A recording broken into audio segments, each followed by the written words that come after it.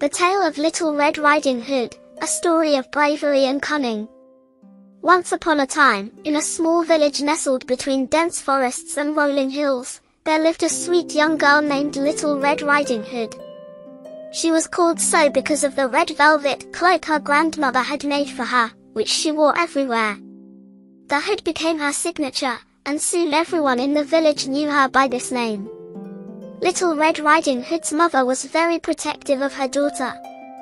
One bright morning, she called her over and gave her a basket full of fresh bread, butter, and honey to deliver to her sick grandmother, who lived deep in the woods. "Remember, my dear," her mother cautioned, "do not stray from the path, and don't talk to strangers." Little Red Riding Hood promised to follow her mother's instructions and set off with a happy heart, humming a song as she walked through the forest. The trees whispered in the wind, and birds sang above her. She loved the woods, even though they were dark and mysterious. But she had always been curious, and as she walked along the path, she began to pick flowers along the way, her attention drawn away from the road. The wolf's trick. Unbeknownst to Little Red Riding Hood, the cunning wolf had been watching her from the shadows. The wolf, sly and hungry, had been stalking the forest for a while, waiting for the perfect opportunity. When he saw the young girl, he knew this was his chance to trick her and satisfy his hunger. Approaching her with a friendly demeanor, the wolf asked, "Where are you going, little girl?" Red Riding Hood, trusting as ever, replied, "I'm going to visit my grandmother, who lives at the other side of the forest, near the stream." The wolf grinned, his sharp teeth gleaming. "How lovely," he said. "But why don't you pick some flowers for your grandmother? I'm sure she would love them." Little Red Riding Hood smiled, thinking it was a wonderful idea. She wandered further into the forest, collecting flowers as the wolf quietly made his way to her grandmother's house.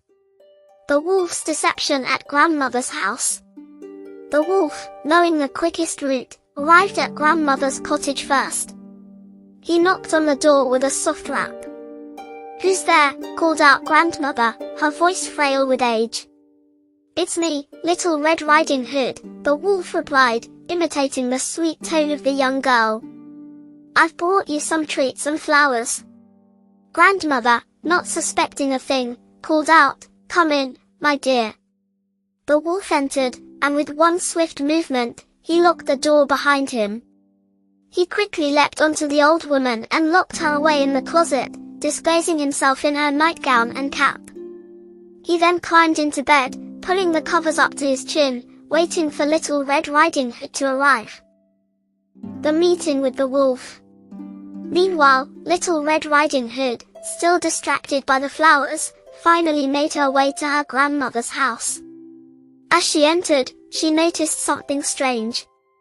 The door was ajar, and there was a heavy, almost suffocating silence in the air. "Grandmother," she called hesitantly. "Come in, my dear," came the muffled voice, sounding much like her grandmother's, but with a strange, raspy edge to it. Little Red Riding Hood walked inside and approached the bed, noticing that her grandmother looked different today. The covers were pulled high, and the room seemed darker than usual. "Grandmother, what big ears you have," she exclaimed, stepping closer to the bed. "All the better to hear you with, my dear," the wolf replied, trying to keep his voice steady. "And grandmother, what big eyes you have." "All the better to see you with, my dear." "And grandmother, what big teeth you have."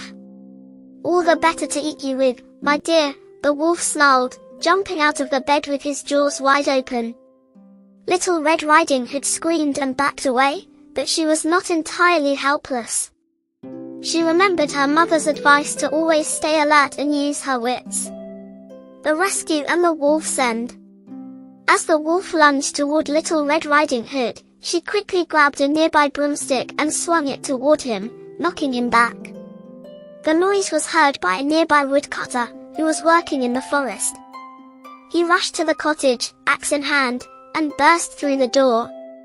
Seeing the wolf preparing to attack Little Red Riding Hood, the woodcutter raised his axe and with one swift swing, struck the wolf, causing him to flee into the forest, never to be seen again. Little Red Riding Hood and her grandmother embraced, relieved and grateful for the woodcutter's timely intervention. They quickly opened the closet to free the elderly grandmother, who was unharmed but shaken by the close call.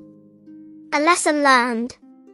From that day forward, Little Red Riding Hood learned a valuable lesson about the dangers of straying from the path and talking to strangers.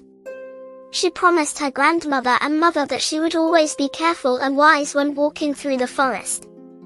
The villagers, too, learned from her experience, and they grew more cautious in the woods, always keeping an eye out for the clever wolf who had been so near their homes. And as for Little Red Riding Hood, she became a symbol of courage and cleverness, her red cloak a reminder that even the sweetest hearts must remain vigilant against danger. The end.